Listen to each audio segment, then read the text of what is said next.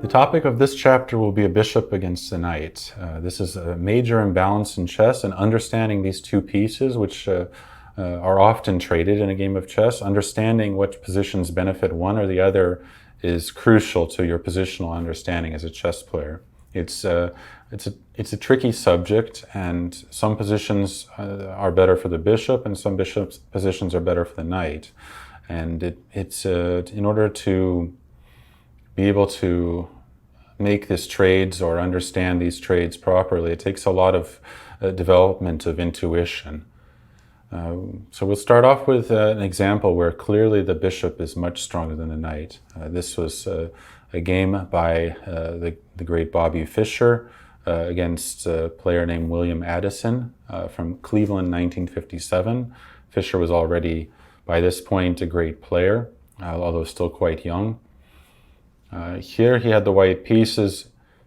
The material is equal. It's quite a simple example, though, with a total domination of the bishop against the knight. Fischer now took on e8, knight takes c8, and here I invite you to pause the video and try to determine what move Fischer played. So here bishop e5 was the move. This is a very standard picture which you should know. You should learn if you didn't already, of a bishop dominating a knight. Two squares in between. Every square that the knight can go to is controlled by the bishop. Sometimes knights can even be completely trapped on the side of the board and lost because of this. This relation of pieces is also useful in other situations, just restricting your opponent's knight. In this case, Black could basically resign at this point, although he didn't, and we'll see what happened, because his knight can't move, and the only way he could get off of the side of the board, like knight f6, for instance, would allow white to trade. And even though white gives up the strong bishop for the weak knight, the advantage of the bishop, one of them, is that you can trade it for the knight very easily at the right moment. And here it's always going to be winning for white in this king and pawn ending, because white has the majority of pawns on the queen's side, 3-2, on the queen's side rather, 3-2. Whereas Black's king side majority is crippled due to his double pawns. He can never make a passed pawn. So white's win is very simple. For instance, king to d3. King e5, important to get the king up, king c4. If Black had achieved king d5, it would be another matter, but king c4.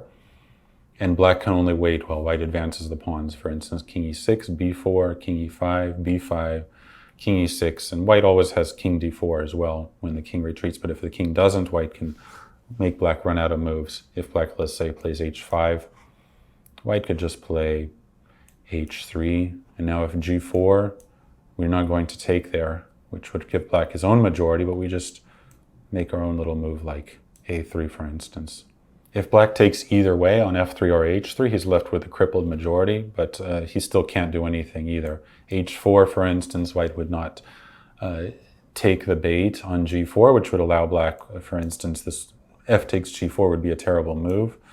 This would allow Black to create a passed pawn with this typical deflecting move, and then h3, and win the game. But of course, you would not see Fischer doing that even when he had first started chess, practically, I'm sure, but he would have just ignored this, and Black has no way to make a passed pawn. Meanwhile, his king has to retreat, and the white king will come up. For instance, king d4, there's a lot of other ways to play, and ultimately Black has to move his king away and allow white king in. Also, white can make a passed pawn on the queen side, so the game is over. Black didn't play knight f6. Instead, he tried a desperate counterattack on the king side with king h5, leaving his knight completely stuck. Like I said, resignation was reasonable, but let's see how it went from here. King d3. So now Black tried a desperate counterattack with g4. And here, well, white could take on f4. That would be a really, really awful decision. Bishop takes f4, Black would be able to activate the knight with knight f6, maybe knight g7. And well, even if white's winning here, which most likely he is, there's no reason to let that knight off of the side of the board. The black knight is completely trapped, and therefore white just keeps pushing on the queen side to make a passed pawn with b4. Black tried to slow him down with a6. Otherwise, if not, b5 would come. And then came a4. And here black took on f3. His only hope was to bring his king in. And he needs to get access to the h3 square. So he took on f3. G takes f3. King h4. Planning to come and take white's h-pawn. And then somehow, in some other universe, he queens his h-pawn before white has done anything else. That's a very futile hope, but he, nevertheless, that's the way he played. King h4, otherwise there's nothing else. Fischer, meanwhile, was already on time to create his own winning pass pawn and queen it with the move b5, planning c6. Black took on b5, and now certainly a takes b5 would win. White would end up winning the black knight for the pass pawn, but even better was just to play a5. Very thematic way of breaking through, which you can typically see in many different positions. Now the b7 pawn is trying to hold back 2 pawns. It can't do that. Black played king h3 and then came c6, deflecting the pawn, allowing the other pawn to go through. Black took on c6 and then a6, and here black resigned. You can see how his knight is hopeless to stop the white a pawn. White will make a new queen, and the game will soon be over. So black resigned here. For a much more complicated demonstration of the knight versus bishop, which shows both of their advantages, we see another game of Fischer's from several years later when he was playing at the top level. In this game, he had the white pieces against Mikhail Tal from the Candidates Tournament of 1962. In fact, the position is quite fine for black here, but Fischer had white, Tal had black. Black's position is quite fine. I'm sure Tal was very happy with the opening. But he overestimated his position a little bit, and we'll see what happens now. The main imbalance is the bishop against the knight. Besides that, white has some weak pawns. Black has no problems, but the game continued. White played rook a to d1, knight e7. So black's knight actually is, at this point, a fairly strong piece. Planning to come to d5. Fischer fought back with d4. He wants to advance his pawns. If black took on d4, white would probably not have taken with the pawn. He probably would have taken with the bishop or maybe the rook. But he wants to open up the board. Black played knight to d5. Very natural and strong move, threatening the fork on c3. White played rook to c1. Now black played rook h to e8, lining up for the white king, and white played rook h to d1. Still, the position is absolutely fine for black. And I think he would have had a small advantage if he would have taken on d4. Here, most likely, white would have to take with the pawn, because if rook takes, there are some tactical problems. I mean, rook takes may be also possible, but black can actually, rook takes is also possible. Most likely pawn takes, king to d7, and here this knight is a strong piece. It's on an invulnerable square on d5 in front of the isolated pawn, and the black king is ready to support it, so white has difficulty finding any chance of challenging the d5 square. Nevertheless, white has counterplay on the queen side with the files. For instance, rook to c5 and rook to b1 are coming, and maybe a4, maybe a5, trying to cripple black's pawns or weaken them. It's a tough game. Probably black is a little bit better. But instead, this wasn't enough for Tal, and he made a pretty serious misjudgment here. Tal was a very attacking player, and here I think he was tempted by the position of the white king in the center, and he played the move f5, and he must have misassessed the position a little bit. Because this move is risky and certainly not as good as the simple e takes d4. His plan is to play f4 and then either take on d4 if the white king is still on e file, or maybe even e4. with strong and mobile pawns. But this move is a very serious weakness, creates a very serious weakness on f5, g5 rather, and basically weakens black's position and allows white to have a support point for the bishop, which now suddenly becomes a much better piece. Bishop g5. White attacks the black rook. Black played rook to d7. If e takes d4, check. King f3, it would make no difference because still this rook is under attack, so black has no time to do anything besides rook to d7, transposing to the game,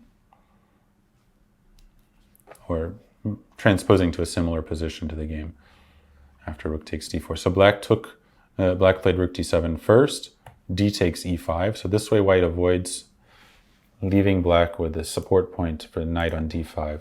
And the knight finds itself soon hounded from pillar to post, although still at this point black's game is acceptable. Rook takes e5 check, king f3, a very nice home for the white king, ready soon to start to attack the pawns as soon as the knight is driven from d5, and also safe on this square. Black's pieces look on the surface active, and if you come to this position and someone were to ask you who stands better, I could see some people saying black. White has a weak c-pawn, the rooks are active, the knight appears active, but on a deeper level, black's position is much more difficult than white's, even if he could hold here. White's ready to play c4, and in fact, this pawn, although weak on c3, is not enough. In fact, white ends up sacrificing the pawn and ends up showing that the bishop is so much stronger than the knight that even down a pawn, black is worse, even when white's down a pawn. Here black played rook e4, using the rook on the fourth rank and preparing to go rook c4. Rook to d3. If white played c4, black would probably be able to play some knight to b6 and force an exchange of other rooks, and the c-pawn will get weaker. White instead just defended with rook d3 and prepares to double on the d-file. Rook c4 and rook c to d1. The main point was to chase this knight away. This sacrifices a pawn, at least temporarily. The knight's under attack, so black has to take on c3 with the rook. If knight to b6, then white could trade and reach the same position. Then comes rook to d5, for instance. So black took on c3, rook takes c3, knight takes c3, rook to c1. All this is forced. Now rook to c7. Black needs to unpin the knight and protect it. Bishop f4, attacking the rook. Rook to c6, bishop e5, attacking the knight, which now needs to move. And here, Tal played knight to d5. I suspect somewhere around these points he realized that f5 was a mistake, but figured the game would end in a draw here. He couldn't take on a2 because after trading on c6, the white king would come up, and we start to see here how the bishop is stronger than the knight in this open position with passed pawns on both sides of the board. For the moment, black's up 2 pawns, but white's going to take the kingside pawns, and this bishop will prove in a position like this to be the decisive factor. White will be able to push the pawns on the king's side while the bishop both supports the pawns and also slows black's pawns on the queen's side. In fact, white's just winning here. Black cannot stop white's pawns from advancing on the king's side, for instance, king g6, followed by the advance of the h-pawn. If black plays king f7, then white can play king g5. This pawn's under attack. And white just starts pushing his pawns, and the knight is hopeless at stopping pawns, especially rook pawns on the side of the board. So Tal naturally played knight d5, most likely expecting that Fischer was going to play the obvious rook takes c6, b takes c6, bishop takes g7, and expecting that the game would end in a draw. Here, the knight is still on a good square. Black has created a barricade covering e4 and g4 with the pawn, and the knight is covering f4, so there's no easy way for white to attack these pawns. Meanwhile, the bishop is of the wrong color to attack the pawns. So although black's pawns are broken up and it is an open position with the bishop stronger than the knight, here black can count on a draw. The only way white could create a passed pawn on the king side would be to move the king and start to play f3 and then g4, which not only takes a lot of time but also leads to an exchange of many pawns. All black would have to do then is sacrifice the piece for the remaining pawn on the king side when white makes a passed pawn, since also, in addition to those things, when we trade everything on the king side, even if white loses the bishop, this pawn cannot queen because it's the wrong color for the corner square. So if you don't know already, in this position, you can take these 3 pawns off the board and all of black's pieces. We take all of the black pieces off the board and the black king is in the corner or even near the corner. The game is a draw. In other words, the bishop and the pawn cannot win the game when it's this A pawn and the bishop is a dark squared bishop and the corner square is light square. So it would be quite easy for black to draw there. But here, Fischer completely shocked his opponent, who was, or had been recently, the world champion. He played the move rook d1, refusing a simple draw and playing on down a pawn, but he understood that he was running no risks. His bishop was stronger than the black knight, and the kingside pawns are difficult for black to defend.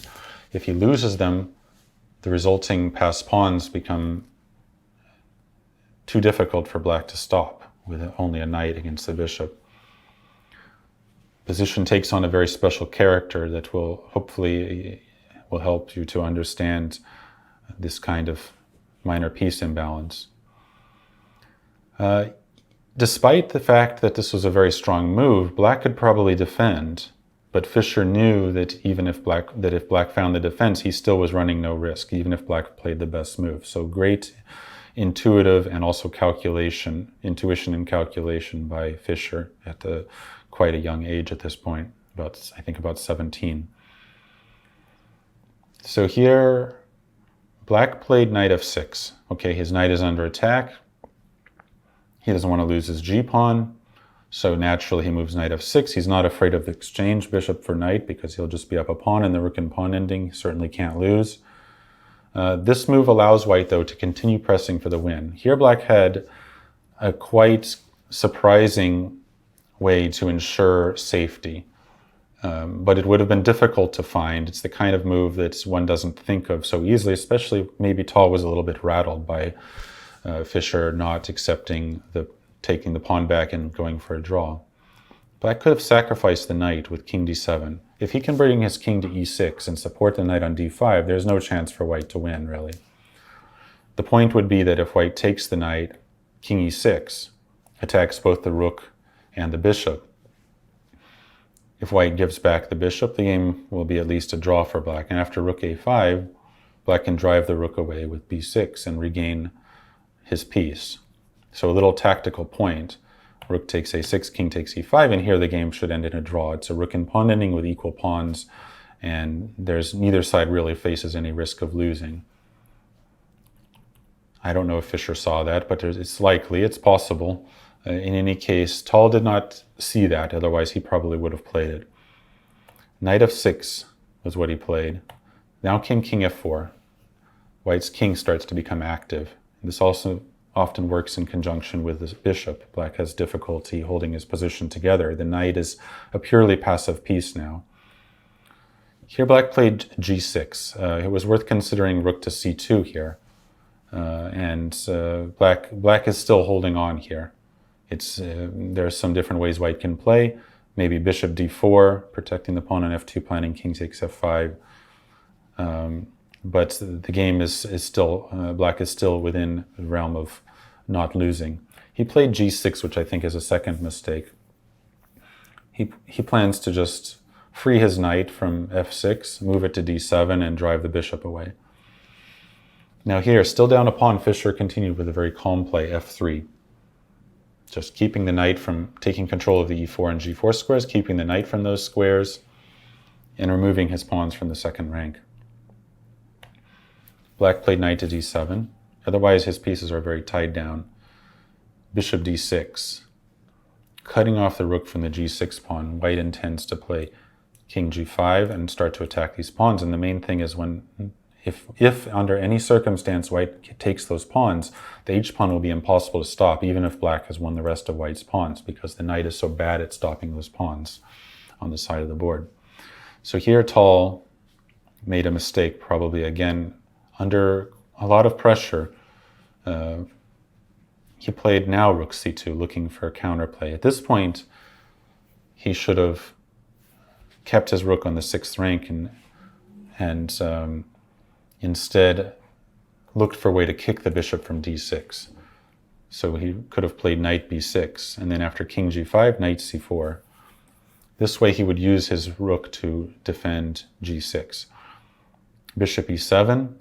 This still looks very dangerous for black. The bishop plans to come to f6, and then king takes g6, and eventually to take the pawn on h5 as well. Black could just hang on with knight e5, bishop f6, and now back to d7 with the knight. Black is able to keep g6 guarded. The bishop has to move away. Black has up a pawn, but still his pieces are all tied down, so white's still better after bishop to g7, for instance. But black is just barely keeping g6 guarded. He can't do much, but he can hold this position, even though he's up a pawn. But instead, Tal went for active counterplay with rook c2 at just the wrong moment. Now came a simple g3, and then rook e2. So he's planning to bring his rook back to e6 and stop and defend g6 this way without having to do that maneuver with his knight. But this doesn't work out now. King g5, rook e6, bishop f4. Again, despite being down a pawn, black's pieces are passively placed because his knight has no support points and the bishop is dominating it. Black played knight f8. He's carefully defending g6. Maybe he's hoping to move his rook and finally play knight e6 and drive the white king out. But now comes rook d6. White's even offering a trade of rooks despite being down a pawn, because in the resulting position, the bishop will dominate the rook completely. Black takes. If he takes, he didn't, but if he takes, rook takes would threaten the knight, and after the knight moves, king takes g6, followed by king takes h5, and the knight would be helpless to stop the h-pawn. Black here played a5. He tries to advance his pawns on the queen side. If white took on g6 now, the knight would take back, forking the king and bishop, and then black would take the bishop, and then he would start to advance his pawns on the queen side, and it would be a race which white would not win. So Fischer doesn't exchange. Instead, he begins with king h6. He wants black to take on d6. Again, white will take the g-pawn. And here he plans to also play king g7, or he also plans to just take, followed by moving the bishop and then taking g6, now that there's no fork. So here black had to avoid the trade of rooks. He played rook to e2. Again, if rook d6, bishop d6, knight e6, king g6. He could try knight d4 counterattacking, but in this position, king h5, knight f3, king g6, we see how terrible knights are at stopping pawns. He has no chance to stop this pawn, even though it has 4 more squares to go through to queen. It can't stop it. And black is up material, but, well, I mean, he has equal material, but there's no, he can resign now. So black played rook e2, avoiding the exchange of rooks. Now came rook to d2. White defends the a-pawn and again offers the trade of rooks, which black can't agree to. If he traded, white would have first of all recapture, attacking the a-pawn, and next he would come king to g7 and take the g-pawn after driving the knight away. So black played rook e7. Now bishop d6, rook h7, king g5. Rook f7 defending the knight. Black has held his position together. If white takes the knight, he can then win the g-pawn, but the game would only be a draw because black would have rook g8 followed by taking on g3, and white wouldn't have enough to win in the rook and pawn ending. He wants to keep the bishop against knight imbalance. Note that black's still up a pawn. Here Fischer played rook to b2. And this, amazingly, puts black in zugzwang. Black has no moves that don't destroy his position. He can't move his king up because white would take on b7 and the rook behind it and win the game. If he plays king d8, white could take on f8 and then take on b7, and the rook and pawn ending now with white's pieces dominating with the rook on the 7th rank and the king on g5, black is again lost. White threatens rook b8 and the king and pawn ending is winning. So he has the only move to avoid the exchange of rooks is king c8, rook a7, king b8, but then white takes the pawn on a5, and with the extra pass pawn on the side, and this pawn also falling, white easily wins the game. Finally, after rook b2, well, the knight can't move because white takes g6, the rook can't move because it needs to defend the knight. a4 would just be met by a3, and black gets nowhere. So Tal decided on the desperate move f4. Nothing is clear yet. After f4, white takes. Now rook f5. He can't do anything with the check on e6 because white just takes here and attacks the black rook. So he played rook f5, king h6, and now b5. Desperate play, but black has managed to advance his pawn to b5. Still, with equal material now, the knight is terrible and the bishop is very strong. The knight has no support point again. Now came bishop d6. He was preparing to eventually take the knight and also the pawn on g6 at the right moment. Now black played b4. He needs to try to advance his pawns and get counterplay. There's nothing else he can do. And here another very strong move by Fischer. Taking on f8 would not win. It's not yet time for that. Black would take back, and after king takes h5, he needs to have two passed pawns on the king side in order to win. But here black would get rook g8 instead of rook f3. Rook f3, meanwhile, could be met by rook to g2, followed by king takes h5. But rather, black checks on g8, king h5, rook g3, and here the game would be a draw. White king is stuck on the king side, on the h file. The pawns are disconnected, and black has also can make a pass pawn on the queen side, keeping white busy. So that game should end in a draw. Instead came g4. He sacrifices another pawn, but he ensures that when he finally captures g6, white's pawns will be in position to queen. So here black took on f3. If he took on g4, then white takes back, for instance, hitting the rook. And now after the rook moves, now white can take on f8, followed by king g6. And with these two passed pawns connected, there's no stopping them. Black's queenside pawns can't go anywhere, and black's lost. So instead, rook takes f3 was played by Tal. And now came g5. Again, Fischer is down a pawn, but these pawns are falling. The knight is hopeless, trying to defend it from a passive spot. But one of the advantages is that when you have a bishop against a knight is that it's very easy for bishops to aim at knights and sort of to trade them off. So even though it can be a stronger piece in some positions, and there are positions where it's a stronger piece like this one where you're ready to trade it off because that's part of its advantage at the right moment to do so. If black played some move like king d7, for instance, white would trade the knight and take the pawn on g6, and next he would take the pawn on h5 with a winning rook ending. The two passed pawns would be unstoppable. So black played knight e6. He had to avoid that at any cost because it would be simple. And he hopes to get something out of this tricky knight. Maybe he can make it tricky at least. White took on g6, and now rook d3. Tries to attack the bishop, trying to create some kind of problems. Here it's still even material, but the knight still has no home, and the h5 pawn is falling as well. Bishop e5, rook e3, king f5, and the knight was forced back home to f8, back where it's been languishing for so long. Knight c5 or knight c7 would allow a pin with rook c3, for instance, or after knight c5 you can also play bishop d4.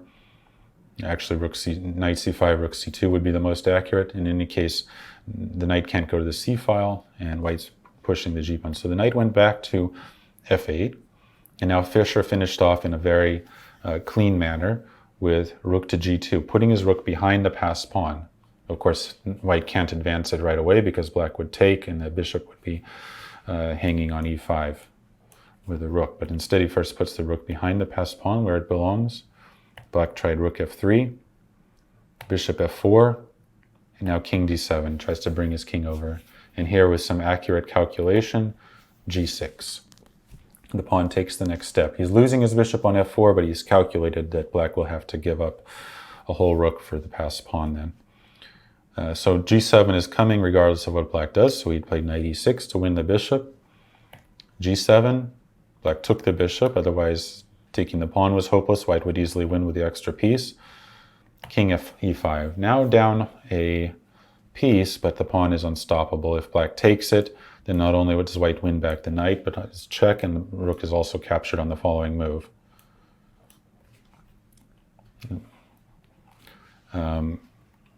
So black, in order to stop the pawn, had to play rook f8, and the game finished up, taking, knight takes back, and then king d5. Black king is restricted, and the white king comes over up the exchange in a wide open position, and in fact, after a4, rook g7, king e8, king d6, we see that even at the very end, after b3, black played a3, keeping a pawn on the queen side that will eventually become passed. Even at the end, the knight is completely hopeless. Black has no moves. He has to just, the knight can't move. He has to just throw away a pawn with b2. Well, he resigned at this point. After b2, rook b7, and white would just take the pawn and easily win a4 or h5 pawn and win the game. The opposite side of the knight versus bishop question, you have many positions where the knight totally dominates the bishop. Often this is a closed kind of position, but not always. Sometimes these positions are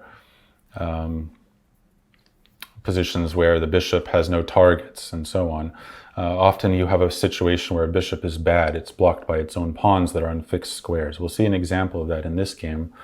In this position was reached in a game I had as black against FIDE master named Boris Privman in 2007. And you can see that black has a pretty active position, but there's a way here to clarify the game in a decisive way. So I began with bishop takes c1, which trades off white's good bishop.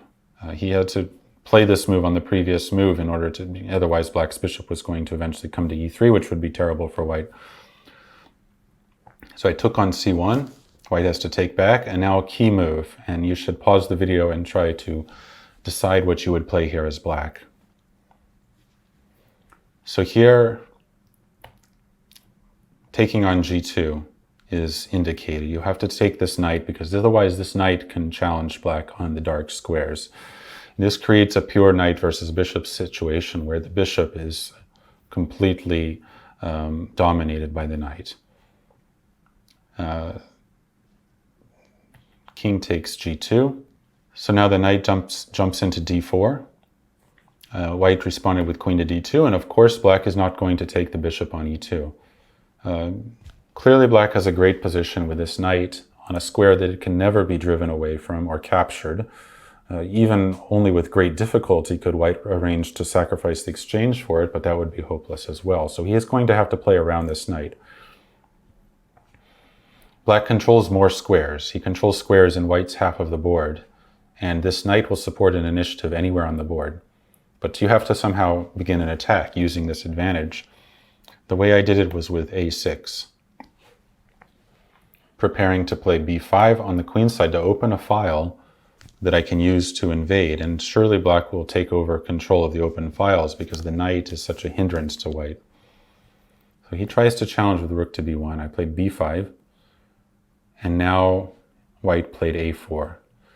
This allows me to open the b file. If he didn't play a4, I probably wouldn't have taken on c4 in most cases because he could take back with the d pawn, keeping the king side closed. It's likely that I would have just played b4, gaining even more space, and then began with my a pawn to open the a file. Then I would have brought my rooks to the a file, or at least one rook to the a file, and eventually traded on a3 and invaded. And white would not be able to hold the queen side. the knight would constantly be attacking the pawn on b3. He wouldn't be able to stop black's plan. So he played a4 to avoid that, and here it would be a very big mistake to play b4. I can't say that the game would be drawn after that, or that black would have given away all of his advantage, but it would close the queen side entirely, and I would be forced to try to break through on the king side, in which white could concentrate all his energies on trying to defend the king side. So I don't want that. I would, so instead I opened the b file with b takes a4, b takes a4, and now is an important point. It would be very easy to just play rook to b8. It's the natural move. You've opened the file, now you occupy it. But this would be ignoring my opponent's possibilities. Even in positions where you have a big advantage, you need to be paying attention to what your opponent's going to do. He wants to play queen a5. With his queen on a5, it'll be an annoyance for me. It'll control some key squares. It'll attack a6. I don't want that, and I don't have to allow it either, so I played queen c7. There's no hurry here. I'm going to take over the b file inevitably, but first I stop queen a5. He played bishop d1, and now I played rook to b8.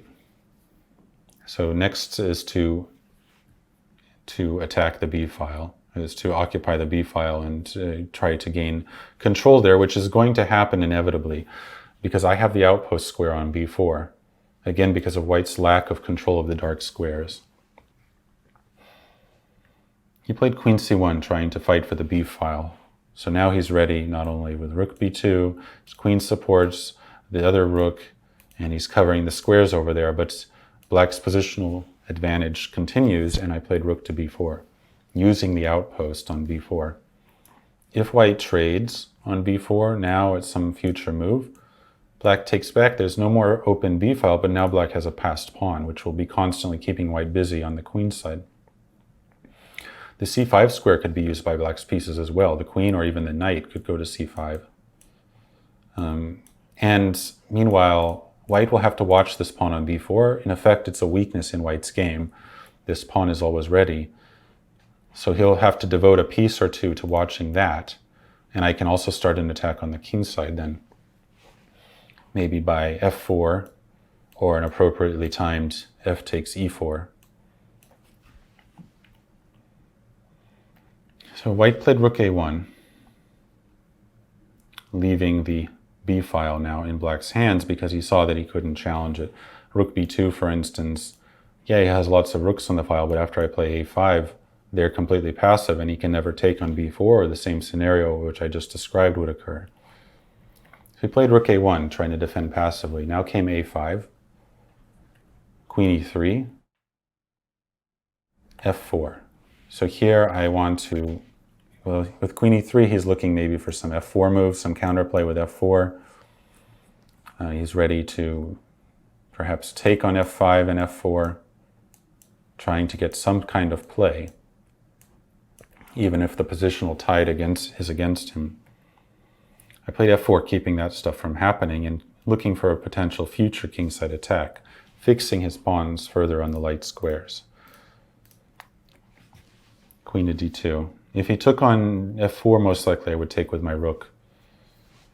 And now the white king is also open, and there's a further weakness on f3 and h2. So white played queen to d2. And here, there's no hurry, this kind of position. White has no counterplay. I want to make all the improvements I can in my position. There may be a chance that he plays g4, which is an ugly move, but it would create some kind of blockade on the king side. There's no need for me to allow that, so I played h5. This way, if he plays g4, it will be at the cost of giving me yet another passed pawn, or, well, a passed pawn, with f4, a new problem for white that arises. Now he has to watch this. Also, I can attack on the h file, and I can bring my queen in on dark squares, for instance, over there. So he tried to play passively queen c1 and hold the position. Now king g7. Again, no hurry. The king steps to a slightly better square. Rook a to a2, knight e6. I retreated my knight from this central outpost, but the point was to guard f4 allowing me to use my other rook. My next step of my play is to invade on the queen side with a rook. And I don't want to do that immediately because he can take on f4. I need to protect f4. So while the knight steps out of the center, it can always come back to d4 at any moment. It can never be prevented from doing that. White played king h1, rook f to b8. Black now has the b file. And there was no sense in white trying to challenge it with rook to b2 because black can also add the attack with queen b6. So he played rook to g2, rook to b1, black invades, queen to d2, and now queen b6. I'm going to come in with my queen as well. Rook g1, white tries to defend the back rank, queen b4. A trade of queens would make things easier for black. If he took on b4, I have either with the rook or the pawn is good. I wouldn't take with the a pawn, even though that's also good because it would give white some chances with the passed a pawn. But I would have taken most likely with the c pawn, which creates a passed pawn, opens the c5 square from which the knight is even better than on d4 earlier, attacking d3 and a4, and white would not be able to withstand this position. So he played queen g2. Here he's hoping for some kind of counterplay on the king side with a g takes f4 at some point, but the knight is well placed on e6, ready to recapture on f4, where it also guards g6. Such is the strength of the knight here. So I could just ignore his intention. I played queen c3. This frees the path for the other rook in, and it also attacks the d3 pawn. So while the bishop and knight barely move, those two pieces play a decisive role in the game here. Black is giving black a complete control of the position. Rook to c2. And now, rather than queen takes d3, which would have allowed rook to d2, followed by rook takes d6, with at least some kind of hope of counterplay, I just kept control of the position. There's no need to pick the fruit here immediately. I played queen to d4. And here, white's position is desperate.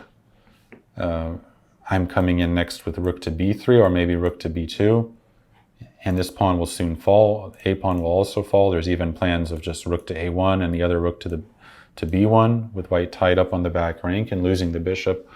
So white tried to at least do something, taking on f4, knight takes f4, queen g5, hoping to create some threats with queen e7.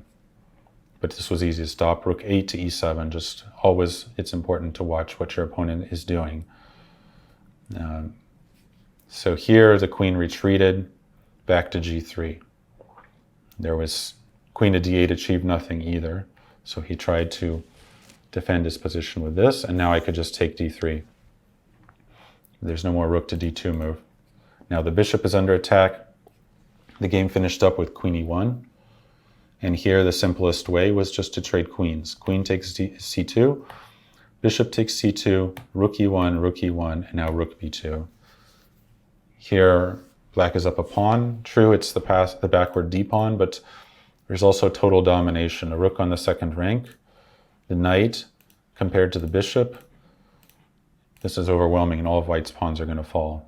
So he played bishop d1, and I went rook b4. Now I'll take this pawn or that pawn, depending.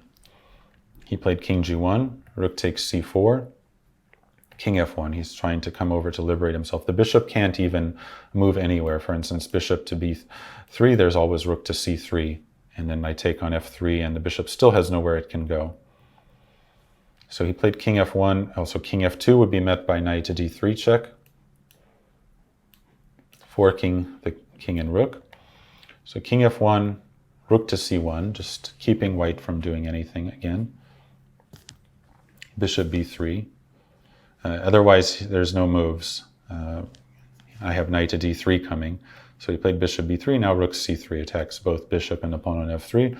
And after the bishop went back to d1, now I just played king f6. And here white realized he was completely without any moves and resigned. There's no stopping black's advance of the c pawn, or the king up to h4 and so on. The bishop has no moves. The rook can't go anywhere. If bishop e2, for instance, black can just play rook to c2 and then either take the pawn or trade all the pieces. In any case, there are many ways to win. So the bishop versus knight question, these are some very broad examples that we've used in this chapter. We'll notice that in both this and also the Fischer versus Tall game, sometimes it's not specifically the piece itself that's jumping all over the place, but really just the whole panorama that the better minor piece creates. For instance, here the knight mostly stayed on d4, later moving to f4, but it created a whole complex of weakness in white's position and just kept white's pieces completely passive. And this is the essence of these kinds of positions. In this chapter, we're going to be discussing the pawn structures in the middle game and how they influence the play. In most middle games and end games, even up into the ending, the pawn structure is like the skeleton of the position and sort of defines how the pieces work together and defines the plan of the players. It's based around the pawn structure to a large degree. It's almost like the geography of the chess position.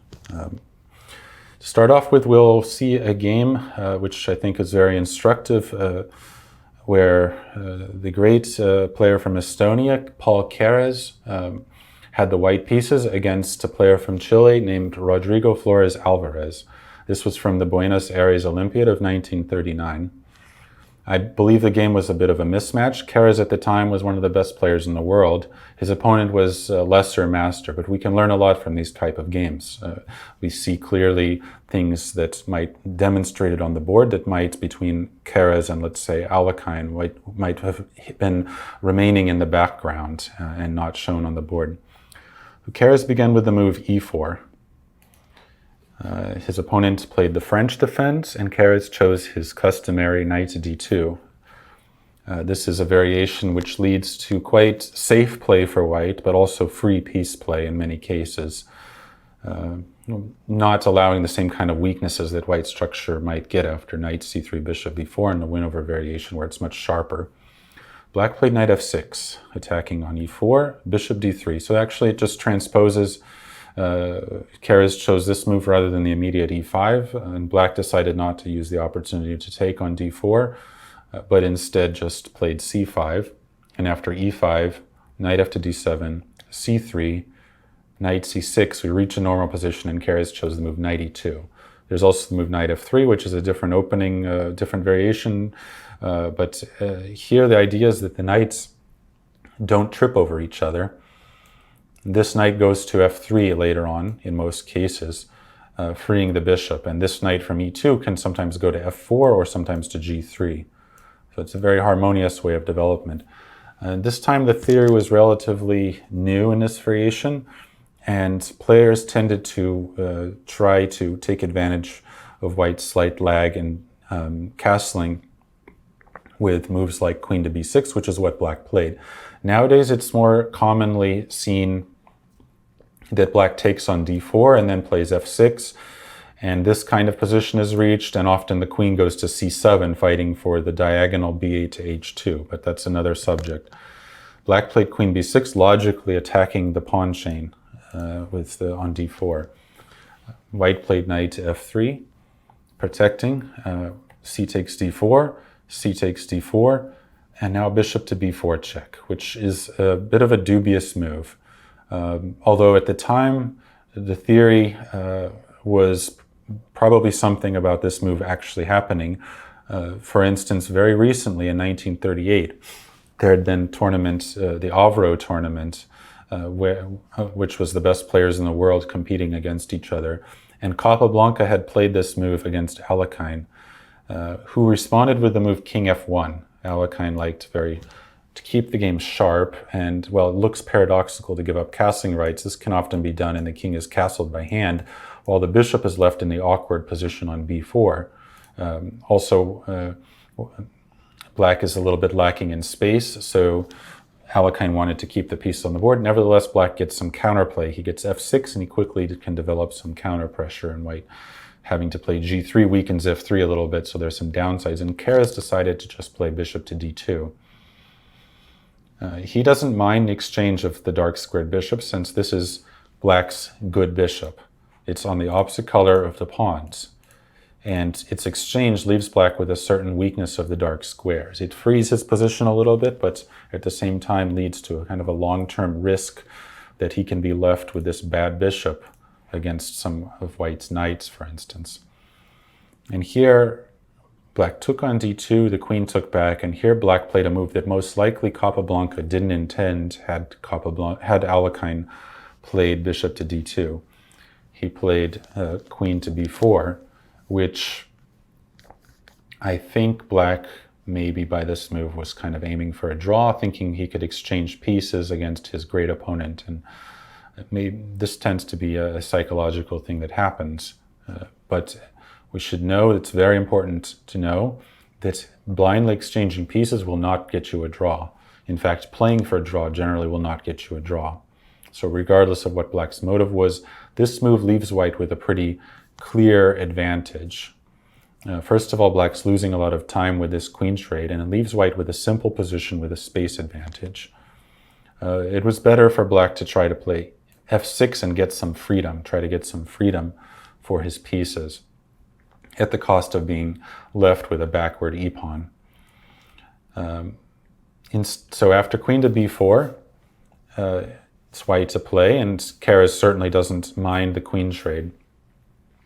But he doesn't want to exchange himself, because then after the knight takes back, it's a little bit awkward. The bishop's under attack, and if white allows the trade of the bishop, well, this is a strong piece. Even though after, for instance, king to d2, if the bishop is traded, white's left with a potential knight against a bad bishop. It's not really tragic for black, for instance. He can take and maybe b6, and then bishop a6 and rook c8, and black gets freedom for all of his pieces and is nearly equal. So Keres played a more subtle move, rook to c1. He's anticipating black's exchange, preparing to retreat the bishop without blocking the rook in.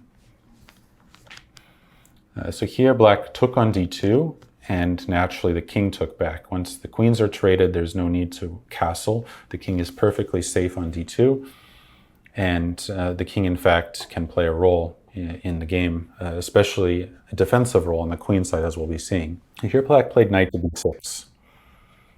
And in fact, he has some idea of counterplay on the queen side. He wants to try to use this square. So Keres instructively killed black's counterplay on the queen side. First, he started with b3, restricting the knight. It certainly creates a bit of a weakness that black hopes to use eventually. But as we'll see, Keres had a way to stop this black's counterplay and seal the queen side in a way that's beneficial for white. Black began with king e7. He also leaves his king in the center, connects his rooks, a move that most likely he'll be playing at some point. Castling wouldn't necessarily have helped him. He played king e7. At this point, you can wonder, maybe pause the video, what you would play here, because I think it's an instructive moment. Keres played the move h4. This is, in this structure, very useful to gain space in this way. The pieces couldn't really do anything yet, but gaining some space and playing on the side of the board where white is stronger. The king side, white has a great space advantage. He wants to create some weaknesses and cramp black there. This also allows white to bring his rook in an effective way, whereas some kind of blind doubling of the rooks on the c-file would not have really been effective. Black would easily cover the c-file. There's no way white could use the c-file, and the best that could happen for white would be the exchange of all the rooks, which we don't want. So the most that could be achieved would be the exchange of all the rooks, which we don't want, as we'll be seeing. So now black played bishop d7, developing his bishop. White played rook h3, continuing the activation of his rook. Black has a clear plan of counterplay on the queen side, but Keres already knows how he's going to stop it. Here black played knight to b4, and this, well, attacks the a-pawn and the bishop, so white responded by bishop b1, simply retreating that bishop, keeping the bishop, and as we know from the chapter Bishop versus Knight, this bishop is actually controlling black's knight. keeping it from moving anywhere forward. And here black played a5, so this is part of his counterplay plan. He wants to play a4. After a4, he either forces white to trade on a4 or somehow move his b pawn away, in which case black gains the c4 square, or he's able to exchange on b3 and then start to attack that pawn maybe by rook to a3. So this is quite a serious threat of counterplay. But Keres has a good answer and very instructive answer prepared. He played a3, knight a6. Black keeps his knight off of the c file. On c6 it wouldn't be doing any good. And now very importantly, he played a move a4, stopping any of black's a4 attempts. If he didn't do this, for instance, let's say rook g3, black could even ignore the attack on the pawn on g7 by playing a4. The positional accomplishment on the queen side is worth more than that.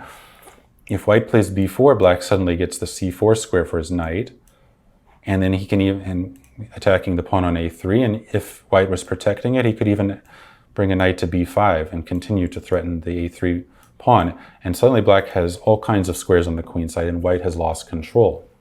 If white, after a4, takes on g7, black takes on b3, and again, black gains control of the c4 square. He opens the a file, and he has a target on a3. This is a typical plan in the French, but with a4 in this position, Keres effectively stops it.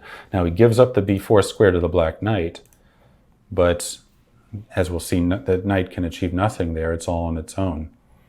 Black played rook a to c8, and now rook to g3. Notice that white doesn't mind the exchange of rooks. In fact, the exchange of rooks helps his position to be more solid, reduces any counterplay, but there's not much black can do anyway. The only thing he needs to avoid is the exchange of all four rooks, in which case the position would be close to a draw. White needs a pair of rooks here in order to create problems for his opponent, which will be clear very soon. So here black played g6, protecting his g-pawn, and now h5. So without giving black a chance to play h5 himself, he starts to create a positive tension on the king side. At the right moment, he can take on g6, whereas black taking on h5 leaves black with serious weaknesses. White wants to open files on the king side and force black's rook into a defensive posture. Here black took on c1, and the knight took back. So this knight now has some other prospects. Of course, neither the king nor the knight really wants to move away from the center, but this one is the more useful one. At least the knight can go to d3 as well, as ended up happening. And now black played knight c8. Well, the knight has no prospects on b6, so black hopes to use it somehow in another way, maybe to go knight a7 and b5, or to bring the knight to the king side to e7 and try to defend there. This position may look like not a lot's going on, but black's in serious trouble already, and Keres clearly shows this. Now Keres played the move rook to h3. The point is now to threaten to exchange on g6, giving black a tough problem to solve, a tough decision to make. Either he takes on h5, leaving himself with a very weak h-pawn, or he abandons the h-file and allows the white rook into h7, tying black up completely. Black chose the more active option. He took on h5. Rook f8 would have been hopeless. White would take, black would have to take back, and then would come rook h7. First of all, with the threat of bishop takes g6, because the f-pawn is pinned, but also white continues then knight g5, with great pressure on f7 and g6, the constellation of squares there. Knight to d3, f4, g4, f5, knight f4, and there's no position that could withstand such pressure. Black's pieces are so restricted, there's no hope to defend such a position. There was so much pressure on the king side that he has no chance. So black decided to take on h5, and after rook takes h5, he defended his pawn with h6. Here's another point where you could pause the video and try to decide what you would play here. So here Keres needs to improve one of his pieces, and sure, you could move the knight to d3, but where from there? Maybe to f4, but it's not clear what's it doing on f4. It looks nice, but it doesn't achieve much. This knight on f3, meanwhile, it was well placed for much of the game, but it can do more. And Keres found the maneuver knight h2. After knight h2, the knight is coming to g4. This pawn on h6 is very hard to defend. Black has only one way to defend it, in fact. He has to bring his king over to defend king f8. Knight g4, king g7. He has just succeeded in defending the pawn, but now came knight f6, attacking the bishop. Notice that black has been aiming for this b5 move, but he hasn't had time to play it. White's always been threatening something.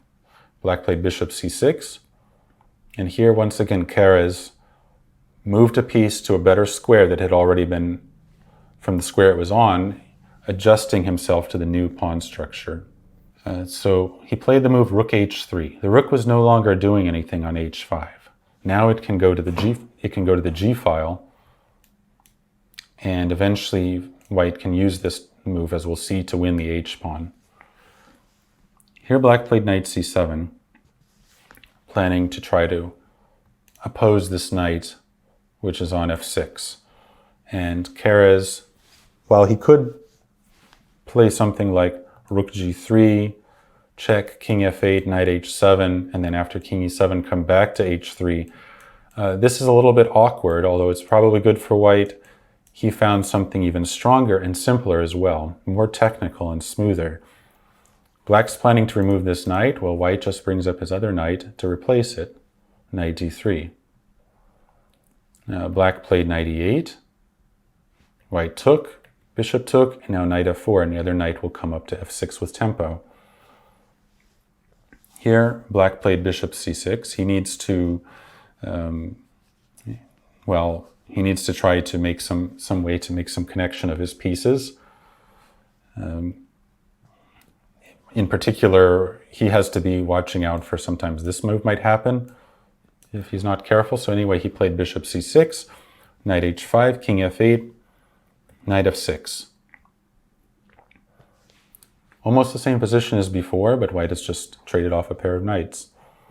Now, again, knight h6 is coming, or knight h7 is coming, winning the h6 pawn. Black played knight b6 here, hoping to, probably with knight to d7, to finally exchange this knight. If he could exchange the knights, most likely he would have good chances to draw, very high chances to draw, but that's not going to happen. Keres played now knight h7. Black now played king e7. So white is taking the h-pawn. King g7, of course, might have been an option, a more merciful option, because it would have been met by rook to g3 checkmate. But black is not ready to give up, so he played king e7, and white took the h-pawn. Now with an extra pawn, but still, it's important to show good technique, and Keres won the game in a very streamlined fashion. Black played knight e7. His hope now is to exchange the knights with knight f8, but Keres doesn't worry about that because he has a good answer. He played bishop d3, first of all stopping any counterplay with b5. Black played played rook to b8. He's still looking for this b5 move. If he did play knight f8, the best option for white is to retain the knights here.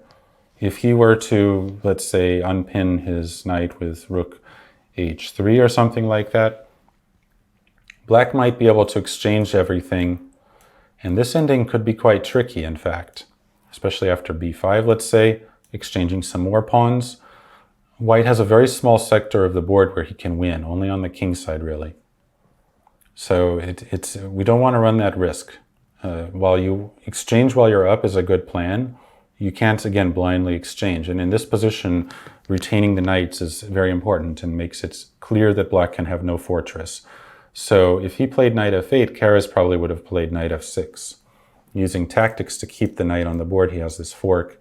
Then he takes on h6, and this is very similar to what we're going to be seeing a little bit later. Black played instead rook to b8, looking for his b5 move. If he could get b5, he could start maybe getting some counterplay on the queen side. Long delayed, but still something. But Keres once again is first with knight g5. Here, if b5, black's too late because rook h7 comes and white is breaking through. f7 pawn is under attack. If black protects it, then white could take on b5, if rook to f8. So he has to to plunge on with b takes a4. Then comes rook takes f7, king to e8, bishop g6, weaving a mating net around the black king. And after black takes on b3, knight takes e6. If not, knight e6 is coming anyway, or discoveries with the rook. Knight takes e6, and here rook is ready to move and give checkmate by rook h7 or rook g7. So black instead, after knight g5, prepared to defend his f7 pawn with rook g8, attacking the knight. White protected with f4 and rook g7. So he's stopped white from playing rook h7, and his rook is at least defending on the 7th rank. And here there are a number of ways white could play. He has an extra pawn in the better position. Keres played rook h7, just trading the rooks. And this had to be carefully evaluated.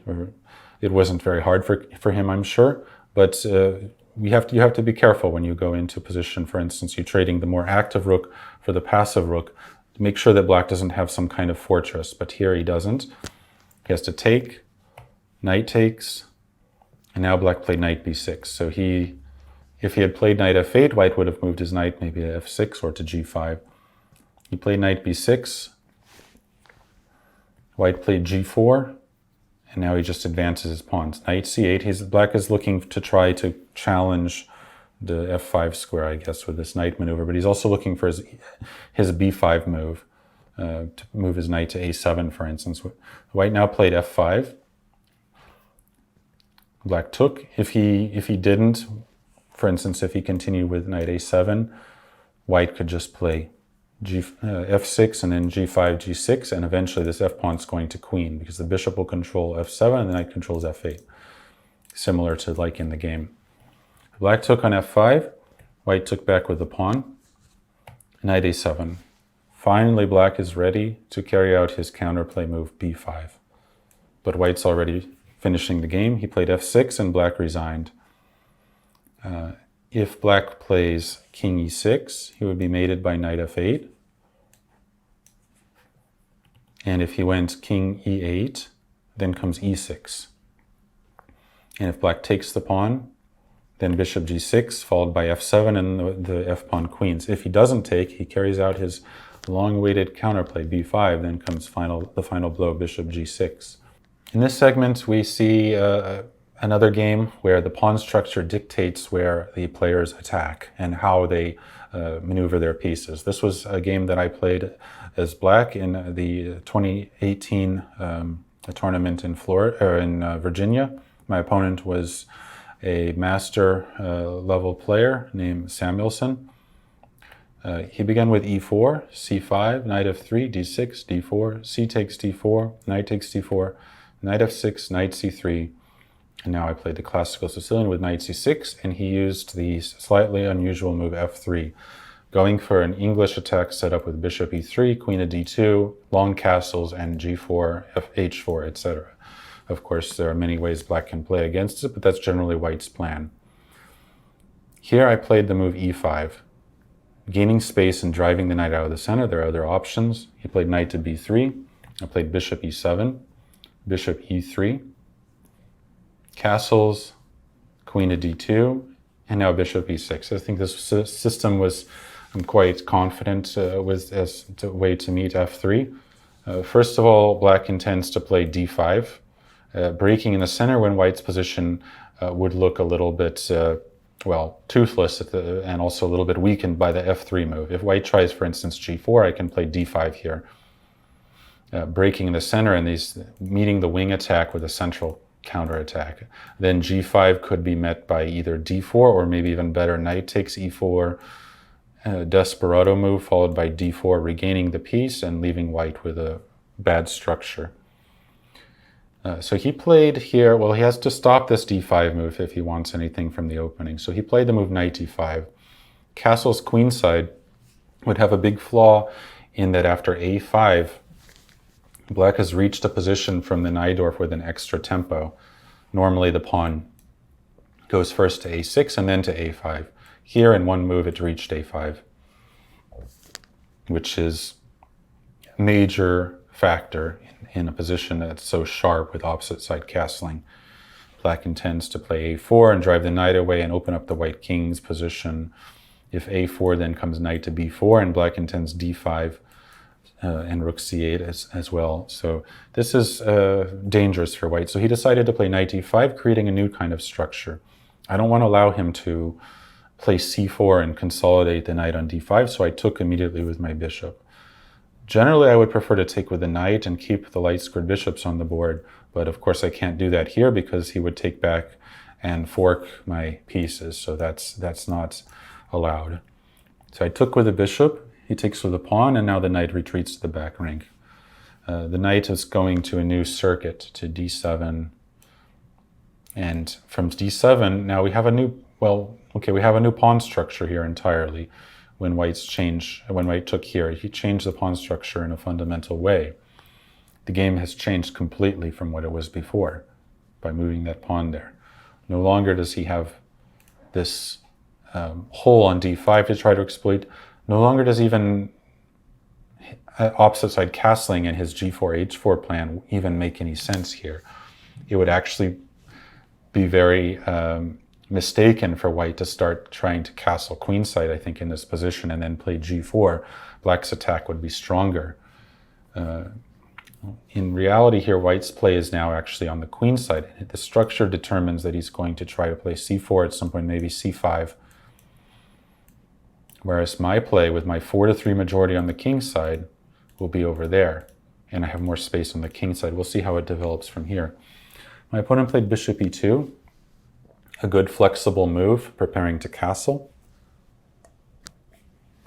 And here, I made a slight inaccuracy. What's odd is that I kind of knew it was an inaccuracy.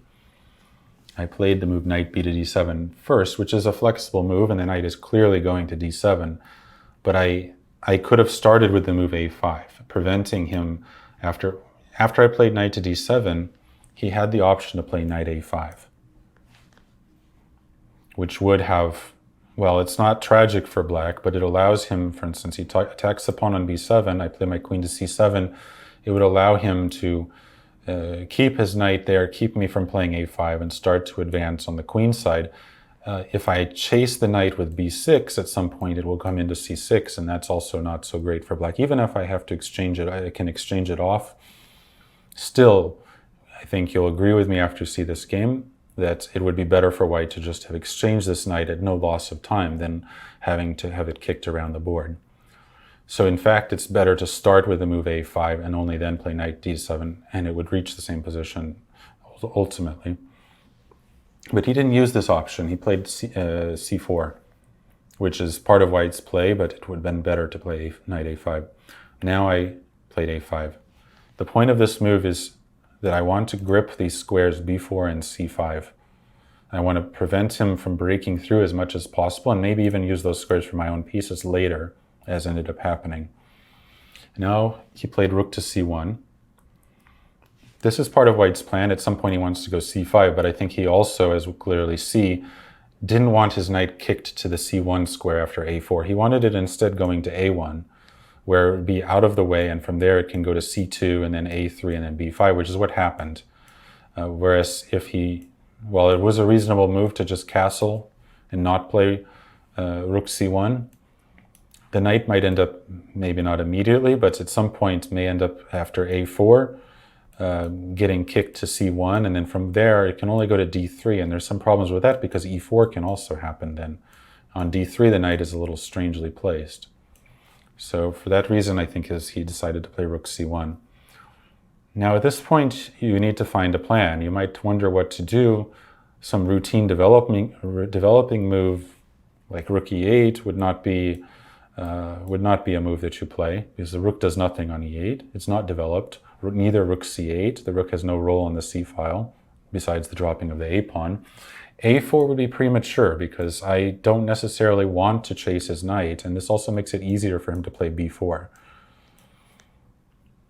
So what does black play? b6? Well, this move I can always play later. It's a little bit, creates some weaknesses too on c6. What I need to do is deal with these pieces over here. These three pieces need to be improved, and with one move I can improve all of them. And if you like, you can pause the video now. It would be a good moment to try to decide what you should play as black here. Okay, the move was knight h5. This is clearly the move in this position that should be played. This does three things. First of all, it opens this bishop, which I can hope, at least not immediately, but eventually, to exchange for white's bishop. This is the bad bishop, blocked by my pawns. This is his good bishop on e3, defending his dark squares. The knight on h5, even if you've heard the saying that the knight on the rim is grim, this knight here actually is very well placed controlling f4, and later it plays a major role in the game, a key role in the game, in fact. It's not such principles like the knight on the rim is grim are not absolutes. And in fact, in chess, really no principle is an absolute. The third thing it does is it frees the f-pawn to move to f5. This space-gaining move, creating this duo of pawns on e5 and f5 is absolutely crucial in this position. So this is how I'm advancing my play, and it's based around the pawn structure. White now castled. And here I played, it's an important move because I would like to play f5, and f5 is a move that I'm going to play, but you have to once again think prophylactically and think from your opponent's point of view. What is his idea? If I play f5, this would be an error because he could play f4, and he's attacking my knight on h5 with his bishop. Normally this wouldn't be such a problem because I could just take on f4 and he has to give up his dark squared bishop, which is actually tragic in a lot of these positions. That bishop is really important, and my bishop then becomes a strong force coming out to g5. For instance, he can't even take on f4. But the problem here is the knight now jumps into d4 and exposes this big weakness on e6, which you may not notice at the start, but it can happen that the knight can get into e6 if I'm not careful. This would not be what I want. It's at least not very good for me. Even after knight c5, at some point he can go knight e6. I may be up a pawn, but it's a useless pawn with opposite colored bishops, and his bishop will come here, and he has this passed pawn. Bishop will come to d5. This is not good for me. This is one of the last things I want to have happen in this position. So rather than playing f5, I preface it by the move a4, driving the knight first out of the center, and then f5. Now f4 is ineffective because I can take, and now his knight can't get to d4. If he plays, for instance, knight to c2, I'm ready to stop it with bishop f6. It will not get now.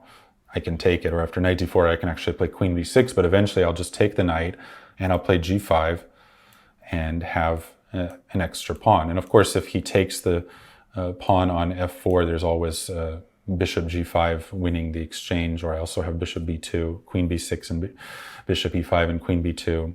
So his position is just terrible on the dark squares. I think the clearest here off the top of my head would be first queen b6, and then probably just this, rather than taking this the exchange, and then I would just take this pawn. It's bad for white. The bishop on e5 is a monster. So he played knight c2 after f5. Now again, we wonder what to do, and this is actually a difficult move. While knight h5 and f5 are very standard, this move is a little bit unusual. If I play e4, besides the fact that it exposes this knight, in general, I don't want this move in these kinds of positions because he can play f takes e4, but he could also play f4. And while I have a passed pawn, I have no further advancement of my play. The pawn is very blockaded. He's going knight to d4, and my play on the king side is finished. So I don't want to push e4. What else can I do? I can't play bishop g5. h6 looks a little slow, trying to play bishop g5. He's, meanwhile, going for some play. b4. I can take it en passant, but he takes back, and eventually he's going to go for c5, which is what the structure dictates he do. His knight also might jump in to b5, knight a3, knight b5.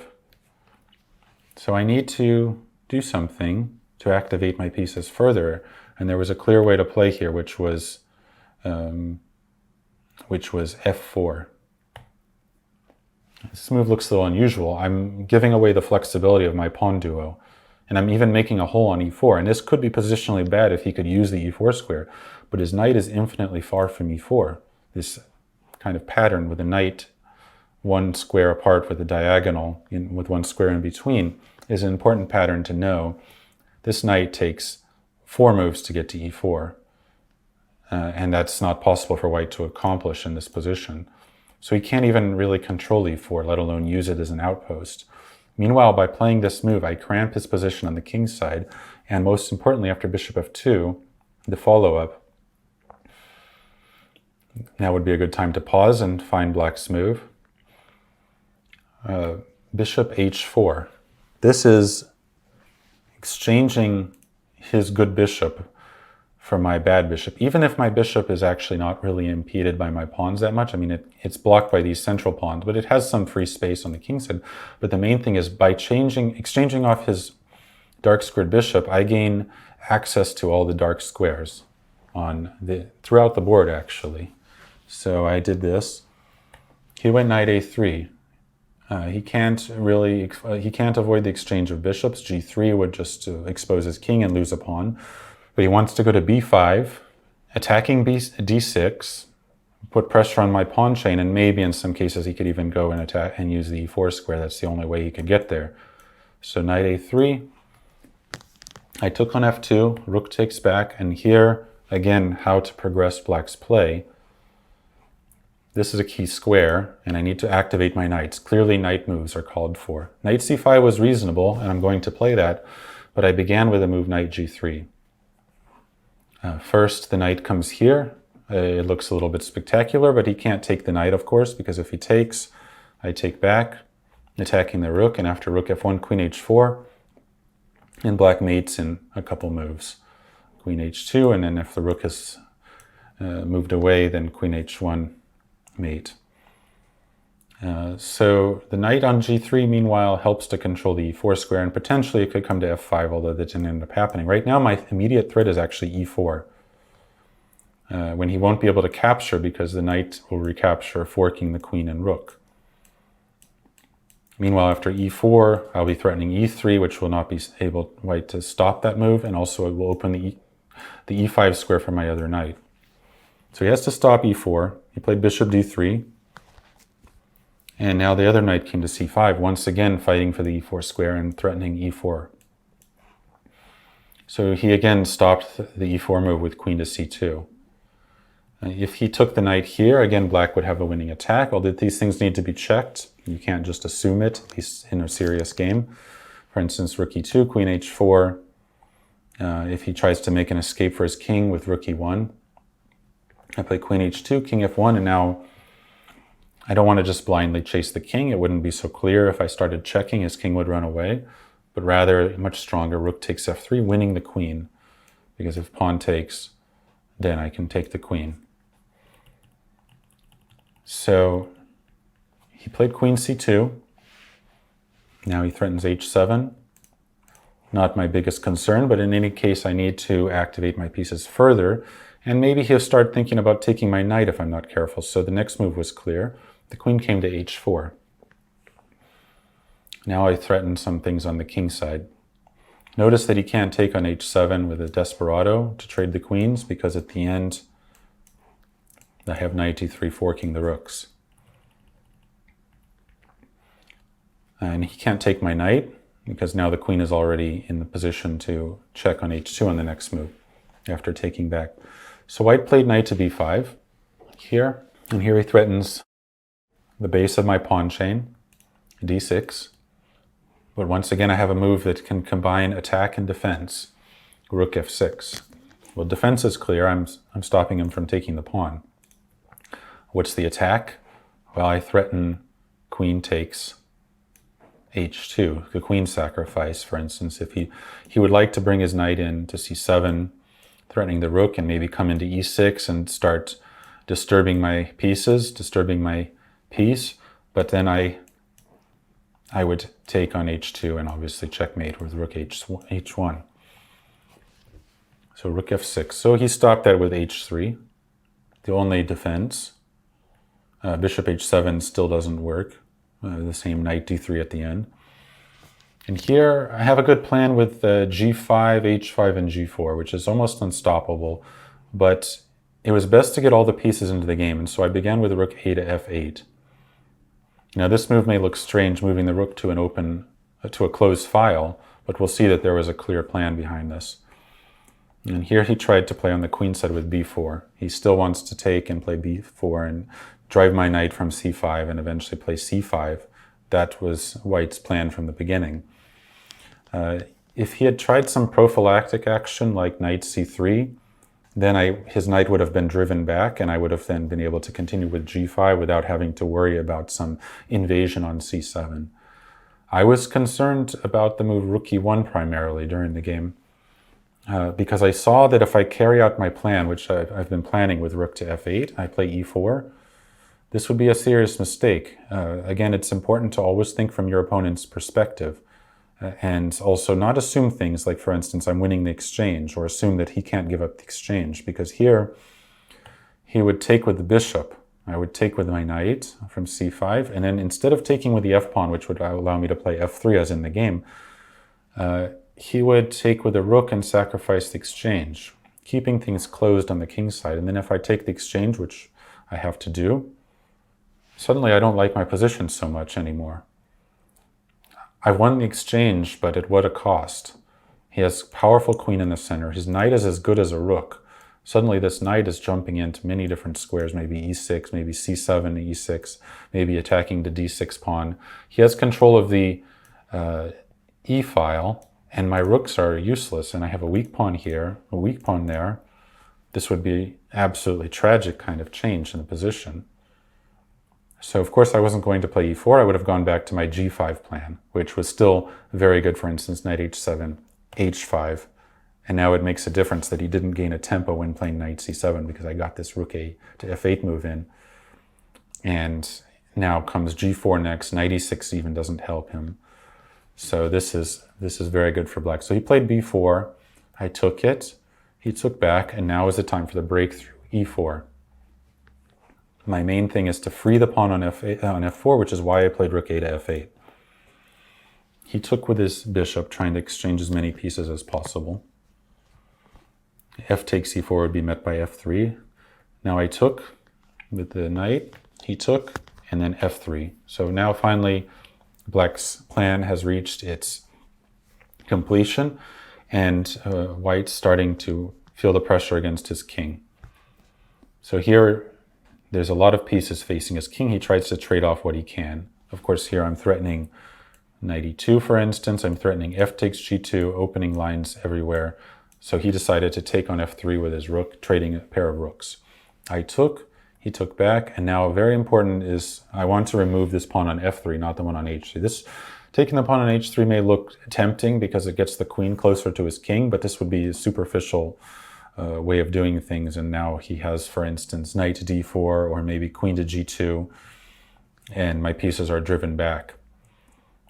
So instead I take on f3 with a rook. Now knight d4.